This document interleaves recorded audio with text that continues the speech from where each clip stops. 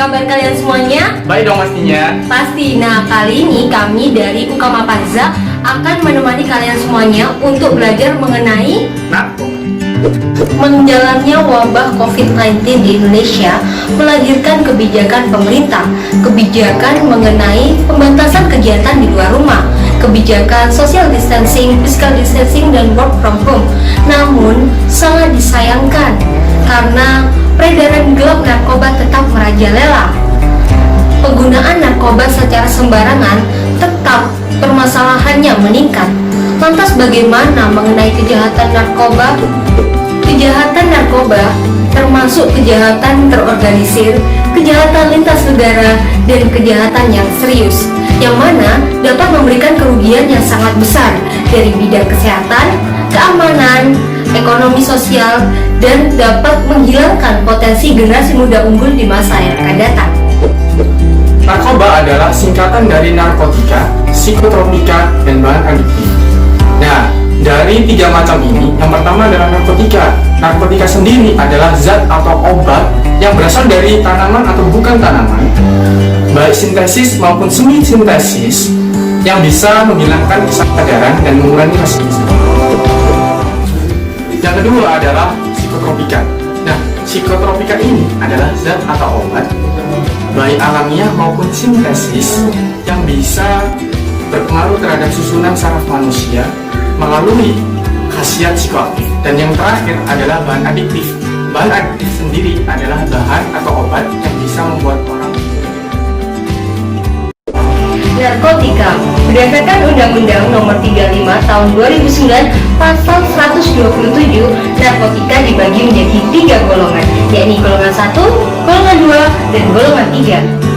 Narkotika golongan 1.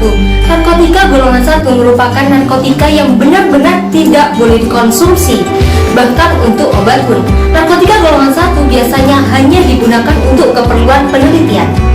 Narkotika golongan 2. Narkotika golongan 2 merupakan narkotika yang dapat digunakan obat, namun dalam tahapan terakhir atau pilihan terakhir yang biasanya dengan pantauan dokter atau yang ahli. Narkotika golongan 2 memiliki tingkat kecanduan yang tinggi. Narkotika golongan 3. Narkotika golongan 3 merupakan narkotika yang biasanya digunakan obat, namun dengan pantauan dokter atau yang ahli. Narkotika golongan 3 memiliki tingkat kecanduan yang ringan.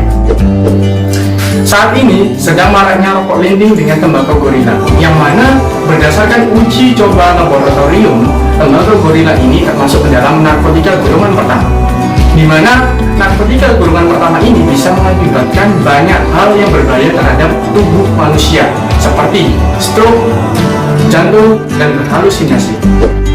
Nah, selain tembakau gorila, ada pun contoh-contoh narkotika yang lainnya yang sering digunakan dan didengar oleh masyarakat, yaitu ganja, putau, dan kopi. Psikotropika, seperti yang dijelaskan Kak Tito tadi mengenai psikotropika, bahwa psikotropika dapat menurunkan aktivitas otak yang dapat berdampak pada perilaku, pola pikir, halusinasi, ilusi, stimulan, bahkan dapat menyebabkan ketergantungan. Penggunaan psikotropika secara berkelanjutan dapat menyebabkan penyakit lainnya, bahkan dapat menyebabkan kematian. Contoh-contoh psikotropika ada LSD, sabu-sabu, dan ekstasi. Modus persebaran psikotropika saat ini dapat melalui modus-modus yang menjadikan sasarannya itu anak kecil, karena bentuk psikotropika yang disebarkan melalui permen-permen yang disukai anak kecil. Nah, saat ini ada psikotropika terbaru yang lagi booming, yakni Flaka, yang mana Flaka dapat menyebabkan halusinasi, di mana penggunanya itu dapat seperti zombie, bahkan dapat menerima insomnia, dapat menyebabkan kecemasan yang berlebihan, dan dapat menyebabkan stimulasi yang berlebihan.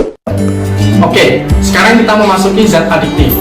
Zat adiktif yang biasa ditemui oleh masyarakat sekarang ini adalah nikotin pada rokok, cat, lem, dan bensin. Adapun fakta mengenai perokok aktif yang ada di seluruh negara Indonesia, yaitu dari 36,3% perokok aktif dari Indonesia, 20%-nya adalah pemuda. Padahal berbagai racun yang ada di rokok itu seperti asam asetik, aseton, metanol,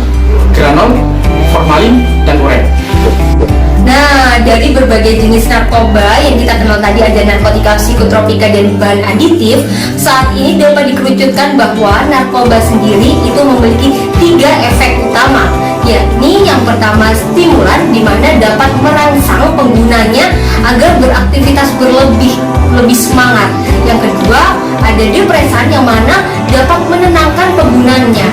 Dan yang ketiga ada halusinogen atau dapat menyebabkan penggunanya berhalusinasi.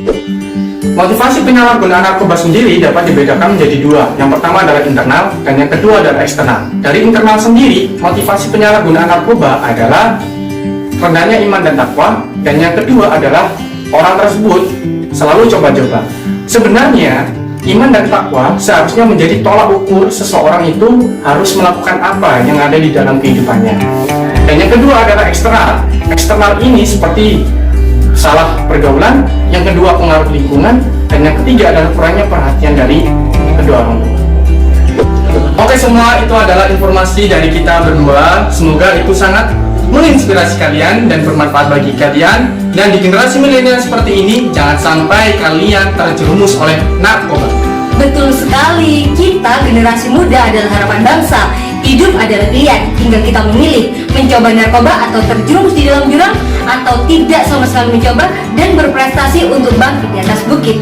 Ukama Panza Uner, Think before you start, before you shoot, before you share.